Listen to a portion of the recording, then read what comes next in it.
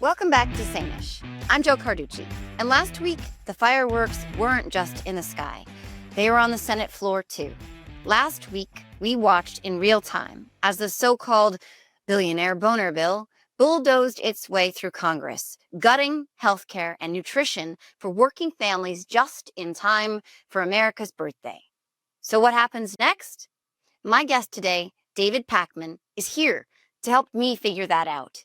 Before we dive in, though, I want to take a moment as a mom. My heart, and I know the hearts of so many parents, has been with the families and children at Camp Mystic along the Guadalupe River in Texas this week.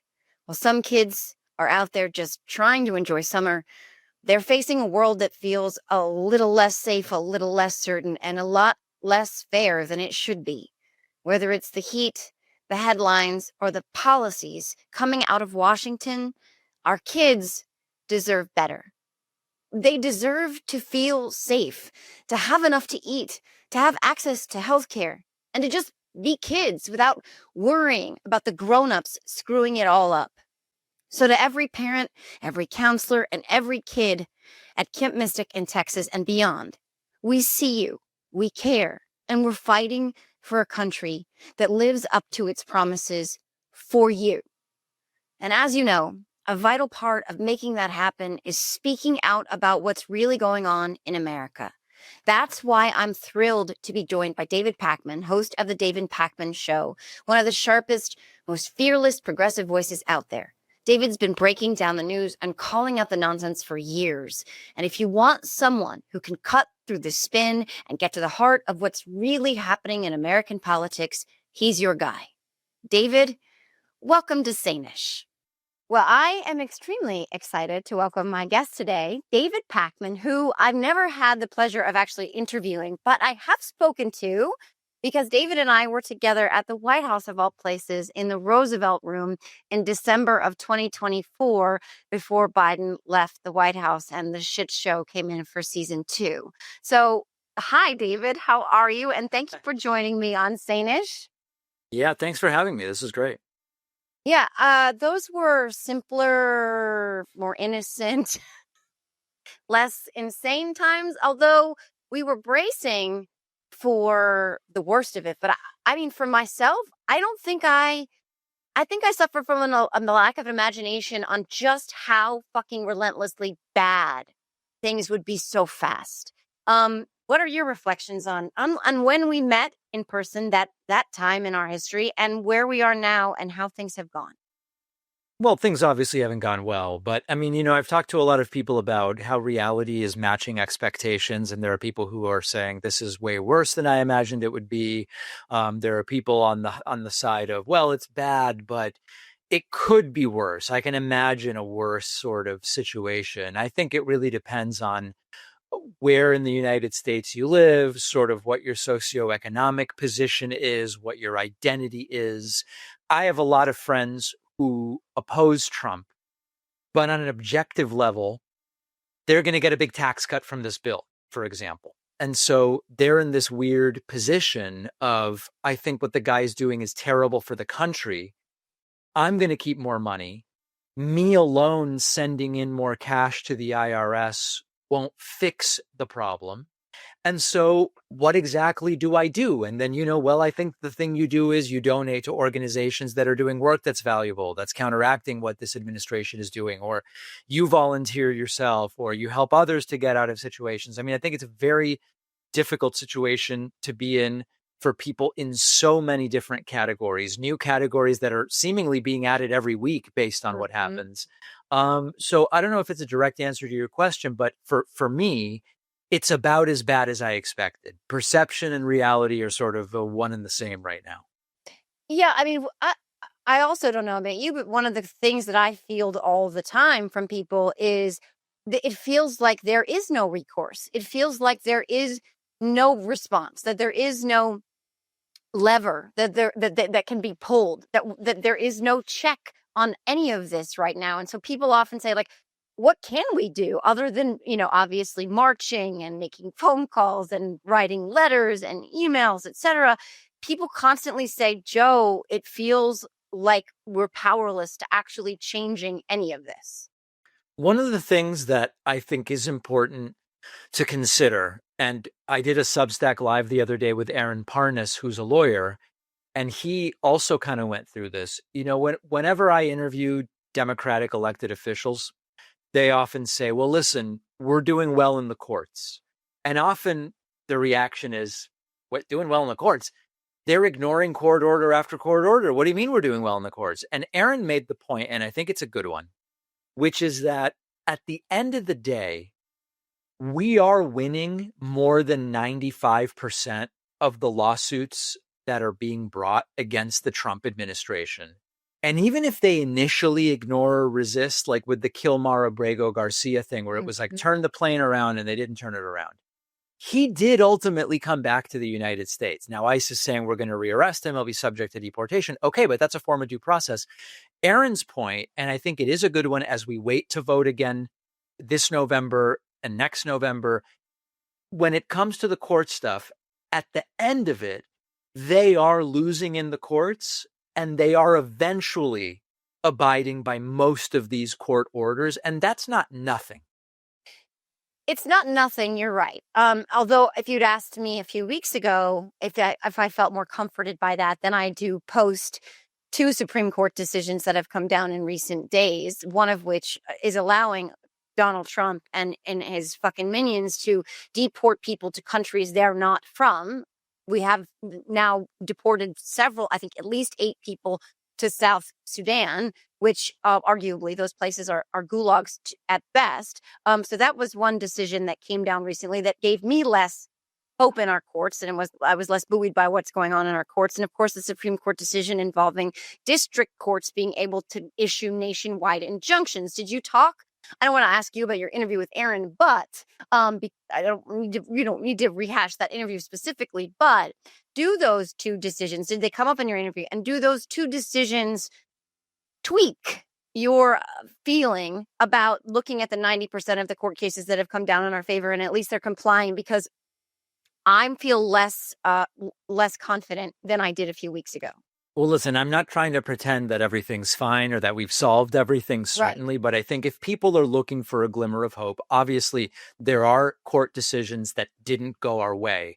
But the ones that did, ultimately they are complying. Now, all that is meant to do is to say that until we next vote, and as we keep protesting, we do have a legal front on this. And, Mark Elias's law firm has, I think it's hundreds of lawyers, certainly dozens, if not hundreds of lawyers working on a lot of this stuff in dozens of states. And so I think I'm not here to suggest it's all good because we're winning these court cases. There are court cases that are not going well, but we want to have a lot of different tools. And obviously voting is one of them. Of course, being creators ourselves and pulling more people into being creators and getting messages out is another one. And as we're doing all these things, we also do have, most of the time that courts are looking at what this administration is doing, they are saying, you can't do this. And for the most part, the administration, after a lot of protesting and feigning that they're not going to, they do comply at the end of the road. Yeah, it's interesting that you've mentioned it a couple of times, because another one of the questions I get most often, and there, as I'm sure you've experienced, there are a lot of people who will tell you, no, we're not going to have midterms, David. I mean, it's nice and sweet and how quaint it is that Joe and David and other people talk about how we should be voting in midterms.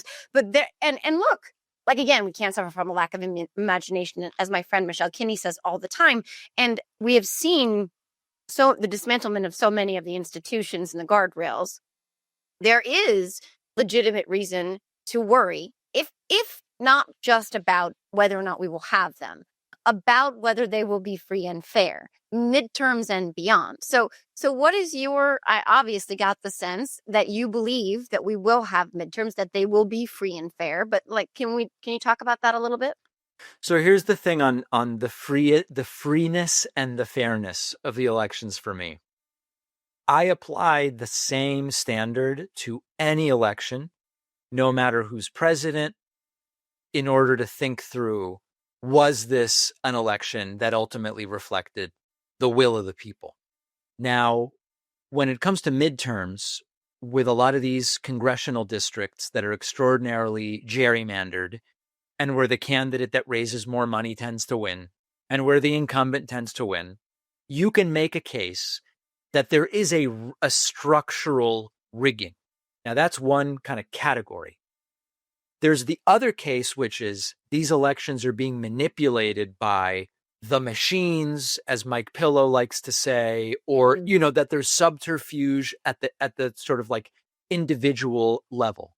That latter thing, I have not seen convincing evidence of for now. Now, I know there's people emailing me saying, oh, David, you've got to look at this report or that report. Willing to do it, right? Of course I want to do that, but I want to apply the same standards when it was Trump saying Biden stole it in 2020 as now. Now, what I do think we have to overcome is that because of gerrymandering, Democrats need way more than 50% of the vote in the congressional races to get 50% of the seats. That's undeniable. That we have really good studies on from Virginia Commonwealth University and other places. So there is a structural problem there. But as far as the free and fair with what you might be alluding to, I'm open to that. I've not yet seen convincing evidence. Yeah, nor have I. And it's interesting because it's this double-edged sword because our party's like, that's what they do. So then we hesitate to explore, well, what if, because maybe there is some legitimacy to the notion, but you're right, to your point again, I also have not seen anything to verify those claims. So let's just say in a perfect and normal and fully functioning democracy, we do get to a midterm that is free and fair as fair can be, not to Don Jr. air quotes this if you're not watching this but listening. Let's just say in a perfect world, everything goes as it's intended to. The Republicans are now handcuffed to what you referenced earlier, which I believe you referenced the big ugly bill or the big boner bill or whatever you want to call it. There's nothing beautiful about it, but they passed it and it does a lot of harm to both their voters, but the American people at large, some of which is set to happen post midterms, some of the real pain. But in the meantime, there is some real harm that is going to be done to the American people in the short term and long term. And in a perfect world, this bill and the fact that Republicans passed it should hurt them and their chances in a perfect world. But do you believe that it will? How do you think the Democrats need to message that? How do you think content creators can help in that regard? Let's start with that. I do think that as the repercussions of this bill start to kind of trickle through the economy, that is potentially major liability for Republicans. Now, I believe that Republicans are set to lose the House regardless of this bill. I mean, if you look historically, they should lose the House in November of 2026. The question is by what margin? And so I think as creators, we need to tell the stories of the people that are being hurt by this bill, certainly. The Senate is more of a complicated picture. And while the bill is unlikely to help Republicans keep control of the Senate, it's a more complicated map. And so I think that that's more of a question mark. And I don't know that we're going to know until we get into 2026 exactly what the right messaging should be. But certainly the truth is bad enough, right? I don't think we need to look under rocks for complex messaging on the bill. This bill is a killer. It's a killer in so many ways. It's a killer in terms of people's ability to just access healthcare. It's a killer in people's ability to just fund their day-to-day lives. The messaging should kind of come naturally. I think the maybe just as important thing for the left is let's kind of keep our eye on the ball, because I've talked before about how for the purposes of winning elections, Republicans are really good at unifying. Then they win and it's a shit show, right? It's Elon versus Trump and it all falls apart. For the purposes of winning elections, they go, come under our umbrella. Sometimes the instinct of the left is to focus on the differences rather than where we are united. And it's to our own detriment. I think we saw that a little bit in November of 2024. And so I think it's really important for the left to keep our eye on this is a death bill rather than, I don't know if we agree on how high taxes should be and sort of like get distracted by that stuff. So I think that we need to make sure that we're helping ourselves too. Yeah, and to your point, I think something that drives me nuts about my party, and has driven me nuts since November in particular. I call it the Veroo assault kind of phenomenon, where our party seems to both point their fire inward, point fingers of blame at each other, often, and it seems like there's some mystical perfect candidate or perfect campaign or perfect something, and I don't think that's realistic. So that's a complaint that I have. But also, Republicans don't really do that until, of course, like you said, they march lockstep and they get something accomplished, and then you see Laura Loomer and Steve Bannon and Marjorie Taylor Greene tearing at each other's faces. But something else I think the left should be doing from now on, now to the midterms, is empowering people with the information. You're very, very good at this, as to what taking the House would actually mean for Democrats, for democracy, for being able to be a bulwark against Trump's worst impulses, being a check on the executive that right now doesn't really seem to exist. So can you talk a little bit about both? The Democrats kind of missing the mark, if you ask me. I don't know if you agree or don't agree on it, when they attack each other, as opposed to kind of concentrating their fire in a coordinated fashion. And if you think some of that messaging we should be marching lockstep on should be about what taking the House would actually mean in terms of stopping some of this. I'll address the whether we should be marching in lockstep part second, because I think Okay. that's kind of complicated. So taking the House means two critically important things. Really three. Number one, it means that Trump now doesn't have the House and the Senate. Yes, he'll be able to get whatever he wants through in the Senate with very little concession. But what just happened with the tax bill wouldn't happen if Democrats had the House. That's number Right. one. Number two, the House controls the purse strings. So even if Republicans in the Senate do manage to pass who knows what horrible stuff, by controlling the House, which controls funding for what the Senate passes, that provides a huge amount of power to Democrats, or at least it serves as, like you said, a bulwark against Trump's worst instincts. And then number three, the House does have significant investigative powers. And I know that they were sort of neutered to a degree during Donald Trump's first term, but it would be at least the ability to very publicly investigate and expose some of the worst things that this administration does. So I think those three things would be critical from having the House. It doesn't mean that you can pass all sorts of great stuff, because we still wouldn't have the Senate necessarily, and Trump would still be president regardless, but it is very important. Now, should the left be in lockstep? Let me say a couple things about this. I think it's great that there's diversity of opinion in the left in the United States. The Democratic Party is just part of that. Some of the left is to the left of the Democratic Party, and that's great. I'm personally not a socialist, but there are socialists that are in the left that don't like the Democratic Party. My view of this is as follows.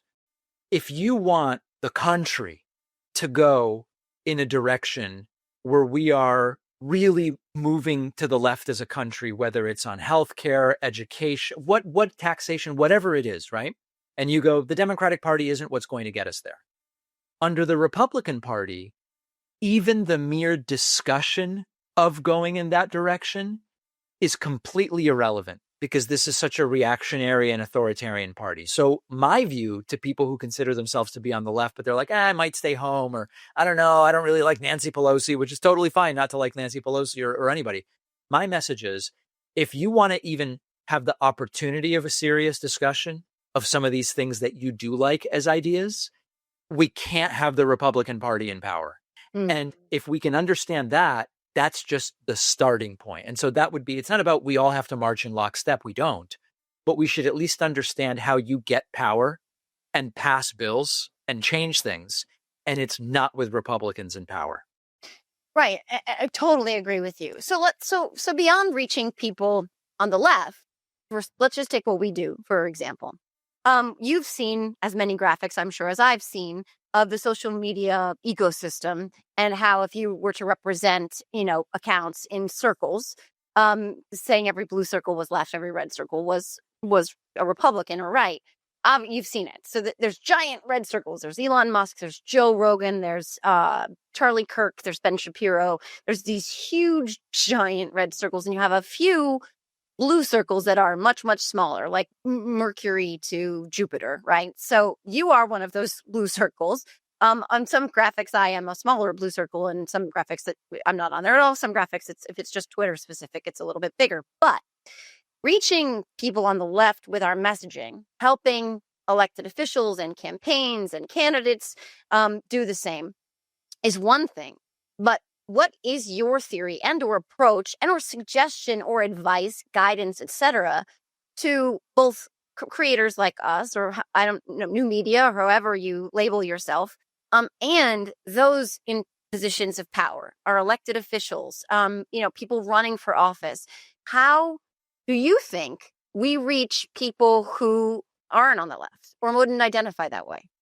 Well, I think as important as how do we reach people that aren't on the left, it's how do we reach non-voters, because that's almost half the country. And you can win every election just by activating some non-voters. So here's my kind of take on this. Arguably, no matter how big my reach gets, I'm in the overtly political space. Much of this country doesn't watch political content.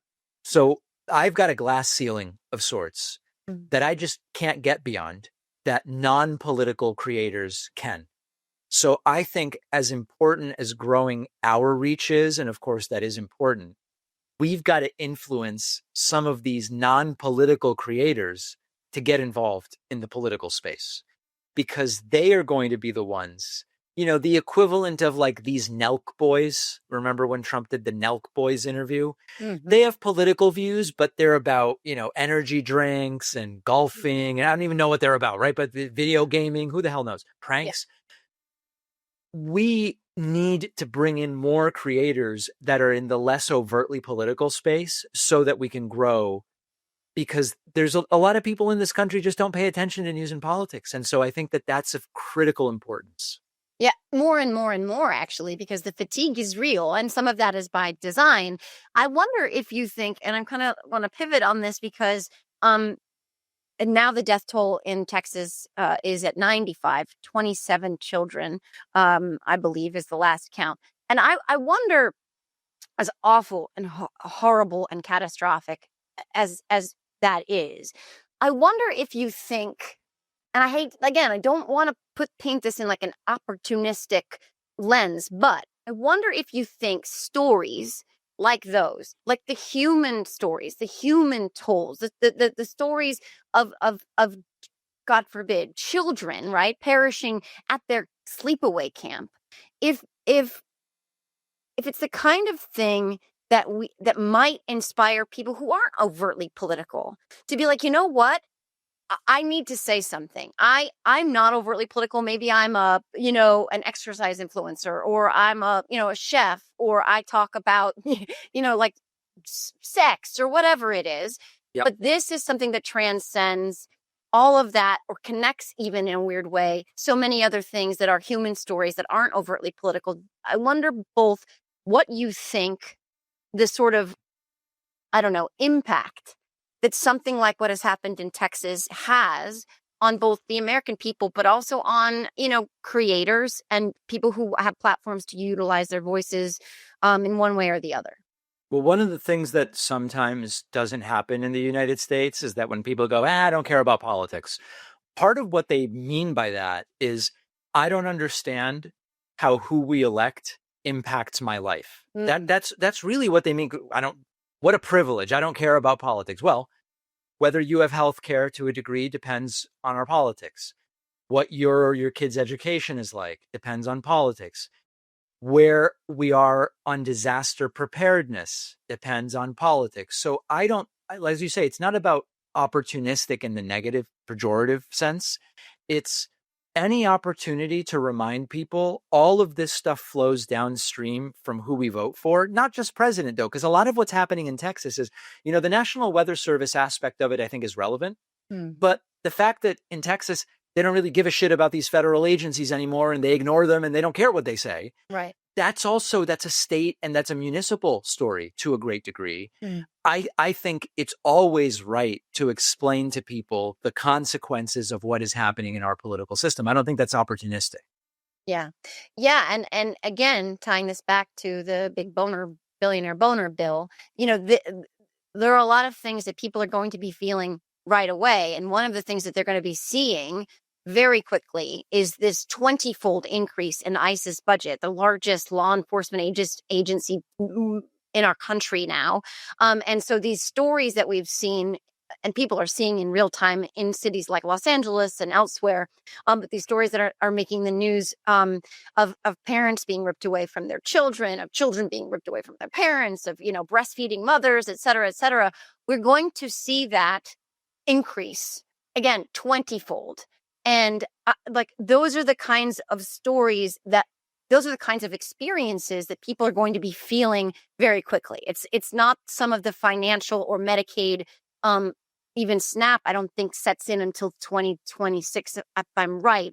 I think some of those cuts, they wait until after the midterms, of course. But there's a lot that's going to be felt real immediately.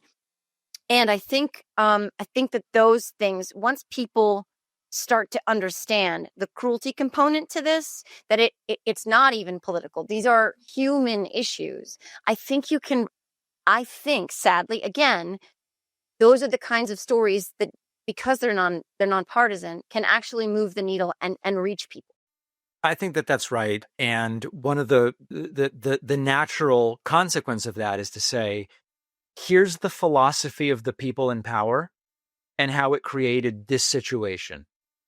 You can change that by voting for an alternative. And if you're in some red town in Texas and there isn't that alternative, well, maybe then you are the alternative, either because you run for office or you become a creator, a micro creator in your town. Or I think the point is we've got to activate way, way, way more people. And one of the things about, the graphs with the red circles and the blue circles is we will get more of the large blue circles if the pool of small blue circles is 100,000 instead of 10,000 or 1,000. And so I think as much as I'm creating for an audience of end user consumers, I'm also trying to influence more people to start being progressive creators because we need that. So how do you do that? Just telling people, hey, listen, this isn't that hard. It's much easier. When I started, I started on the radio and all this stuff. We're taught you just with your smartphone, you can do it. It'll sound a little bit better with a nicer mic. It'll look a little bit better if you get a light or two, right? But you probably already own the equipment. And, over the years, I've had probably 5 times a year, I get a call or, hey, listen, my friend is starting a podcast. Can she talk to you? Can you give her some advice? And the conversations are often very similar, which is I get on the phone with people who are just starting out and they go, listen, do you think I need an assistant? Do I need a PR company? I go, no. Are you creating content yet? They go, no. I'm just getting set up. And I go, no, don't spend 6 months wasting money on stuff you don't actually need right now. You got to start creating the content. That's the most important thing. And so that's what I say to people. There may never be a perfect time. When is the perfect time to have a baby? Rarely is it the perfect time. You get to 51% though, you go, all right, we're going to try this thing. It's the same sort of idea, I think. Yeah. And I'll tell you what, I mean, again, my personal story real fast, as people who listen to me and have watched me know, I am a suburban mom who didn't think I could ever have a voice out there in the world, right? Like I just had something to say. And honestly, I remember I was a paraprofessional on a school bus. The kids were all asleep and I was like, oh my gosh, it was a year after I joined Twitter. I hit 1,000 followers. I was like, oh my gosh, 1,000 people give a shit what I say. And the thing is, if you have something to say, say it. Say it. You never know how many people out there, even if it's to nobody at first, how many people out there will be like, oh my gosh, I think that too. Oh my gosh, I feel seen by that, because that's what drove me to Twitter. I was like, I need to find like-minded people. I need to feel like I'm not insane, I'm not alone. And I found Twitter where people like Molly Jong Fast and others were out there saying things that would jive with the things that I felt. So every single person has that potential within them. And it's the part where it's the imposter syndrome where they're like, but not me. But why not you? Right? Like, why not you? Why can't it be you? There's something to say. Be yourself, be authentic, and say it. You're 100% right. That's right. And I think that the other aspect to this is, even if you never build a massive audience on your own, if 100,000 people build these small audiences, we're reaching a lot of people still. And so I think people should not undersell the potential. Yeah, that, and when you have this vast tapestry of faces and stories, then other people feel seen. Then you're able to, with this massive, army, so to speak, of different people from across this political spectrum, across the experience spectrum, you're going to reach different people than we're reaching right now, because a lot of people don't engage with our stuff, both because you're right, they've disengaged with a lot of the politics, but they just don't see themselves. They're like, Right. that doesn't sound like me. That doesn't jive with my life experience. Like, when you have more people out there, whether they're micro influencers or not, they give other people a chance to feel seen and legitimized. And that's what the right is so fucking good at. 100%. Well, with that, and that, you know what, David, I got to say, of all the conversations I've had thus far on this new podcast, Sane-ish, one thread that has been consistent is there hasn't been a lot of optimism, shockingly, right? Like, people don't come on and they're like, you know what, I'm seeing a silver lining here. Or, you know what, here is something that we can do that is proactive. And I'm not criticizing anyone. I've had amazing guests and they have been absolutely like revolutionary in terms of my perspective on things. But it's hard to try to find, it's hard to message, but it's hard to find hopeful, optimistic messaging. It's hard to convey that. And our conversation today, that has been a consistent theme in your answers to my questions. And I think that is incredibly refreshing. Well, listen, there's definitely a lot of horrible things going on. I mean, fighting more authoritarianism than we've seen in a very long time, that's a very serious thing.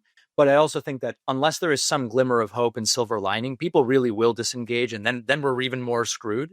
And so I want to encourage people certainly not to do that.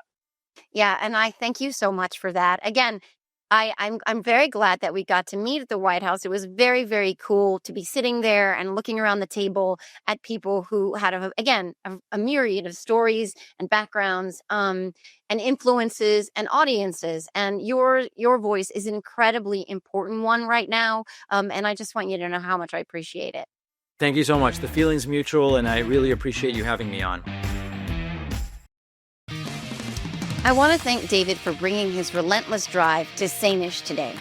If you're listening and you want more of David's fearless commentary, make sure to check out the David Pakman Show and follow him everywhere you get your news. If this episode fired you up, please rate and review Sane-ish, share it with your people, and join us on Substack and YouTube for more real talk and community. Remember, the fireworks may be over, but the fight for justice is every goddamn day. Until next time, stay strong, stay sane-ish, and take care of each other.